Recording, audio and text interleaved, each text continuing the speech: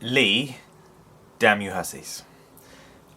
Firstly, I'd really love to know where your I'd love to know where your username comes from, because there's some hate and bile in that name. That'd be a good story.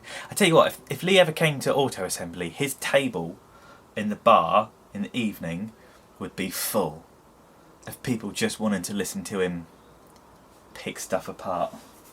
I just watched his video. I normally sit and have a bit more of a think about what he says and that sort of thing, but I just felt compelled to go and pick it up because I don't necessarily want to talk about the thing that he just talked about. This is going to be a video response to his video, but go and look at his latest one. It's about proportions in combiners. It's interesting. You should just listen to it. Because I've got the one that you spoke about. And yes, the reason this doesn't work is because the midsection, the torso, is wrong. It's just wrong. The other thing, very quickly, if you're interested in proportions and stuff like that, is go and look up the history of why Superman looks the way Superman does in comic books and how they made his physical dimensions to start with. And it's all about human physiology and what happens when you get big and stuff like that. It's really, really interesting. How do I phrase it? Forgive me. This is off the cuff. I don't do editing anymore because the computer died.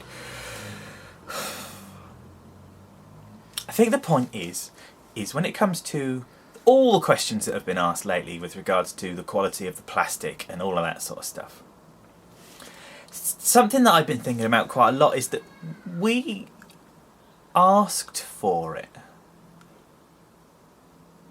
And I'm glad about it. Because if I take we asked for it first, for years now, and I mean since... I'll fiddle with something. We asked for it because in 2007 the movies came out. And the movie toys for the first movie just weren't very good. And one of the things that lots of people said with the clever new gizmos that didn't really work in that situation, the movie toys in 2007 did ultimately really give way to a new generations line, which was incredible. So yes, we were right, pat ourselves on the back. But the movie toys were too complicated. Even I, being a movie buff, when I see movie toys, it makes me think of the movie and not necessarily Transformers, if that makes sense. Of all the stuff that I've got up there, the stuff that I see when I'm up there that makes me go, oh, I'm going to play with that for a minute, is the Optimal Optimus, because of the amount of mode that it will do. The modes are rubbish, but they will still do them. The masterpieces are a little bit too complicated. The Prime is amazing, but it's not really a toy. It is, let's face it, a bit of just a sit on the shelf figure. Beast Hunter's Bumblebee, first edition Bumblebee. Beast Wars Transmetal Scavenger. Any of the Seeker Jets, the classics mould. These are all toys that you can pick up and play with. And this is the point in that we are currently making. Pior did a video the other day on the new Transformers Go stuff. And this is the most worstly put together video in the world, but just hold with me and I might get there. I'll watch it back before I put it up. Pior did a video the other day about Transformers Go. And I don't like them. I hate them. But you know what's good about them? Kids are gonna fucking lap them up. It's Transformers Energon blocky bright colours with the simplicity of basically children's level toys, but that combine into one massive toy. So you've got, if you're 8 years old and the first thing you go to on the toy shelf is something that's neon brightly coloured with flashing lights on it, they're neon coloured, they've got flashing lights. The age group that's going to be written on the box is going to say to a parent, this is going to be a suitable toy. You wouldn't go out and spend the 80 odd pounds that's required to buy a Bruticus when it says on the box that you need to be 14, 15 to really play with it properly. because it's quite a complicated... Alright, 12. But you know what I mean. That sort of thing. This Transformers Go stuff, parents are going to pick it up and go, oh, my little one's going to love that, because you're going to be able to be 8 years old without having to take it to your mum and dad the whole time and do stuff like this. And I think this is the crux of it.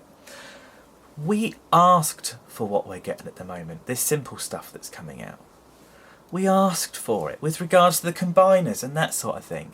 I don't think Hasbro want to do it. I see a trend in the whole way that they're doing stuff at the moment of going easy, going back to being children's toys and building a whole new generation of Transformers fans. And I think that's been a problem. The new Prime, Transformers Prime, Beast Hunters Prime, not the massive one, just the Voyager, that's a child's toy. That's the biggest complaint that people have about this figure, is that people aren't keen on it because it's too simplistic. But it's damn near, and people moan about the plastic quality, but you could throw that at a wall and it wouldn't break. You could turn that into a car and bang it into skirting boards and go like that. It won't break. It's brightly coloured. If I was a young child, I would definitely want to pick that up and put it in my mouth. You know, that's the future. I also think that Hasbro have been mildly clever by cutting back on the technology and letting third parties do a lot of it. I can't really see Hasbro doing a really, really good combiner until we get another landmark.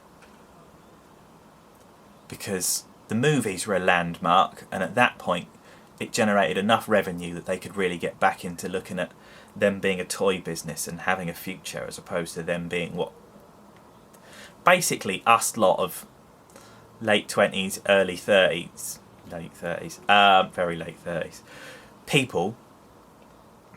You know what I mean? It's just, we've asked for it. We asked for this to happen. And I was just inspired by Lee's video. It doesn't matter whether it's proportion, and you did mention in there that you can't see a single combiner by Hasbro that you would want, because Hasbro don't want to make them anymore. They want to make children's toys to sell to children. It's a very difficult market at the moment, and I think they've made a really, really, really good plan in not doing stuff for moany old gits like us. I think they need to sell 1 million toys to 1 million 8-year-olds and then rebuild on what they've already got. We are in a very lucky, good place at the moment. You've got the triple changes. You've got good stuff coming along. But let's make way for my glorious bottom shelf full of generation stuff and classic stuff and easy to play with stuff that looks good in both modes but doesn't take an instruction manual on a DVD to be able to do it. Hand's fine. It's mending nicely. This has been SMS number 1. I'm really not sure whether you're ever going to see the light on this one because it's really poorly articulated. But there's also nothing quite like watching a video and having to have your say.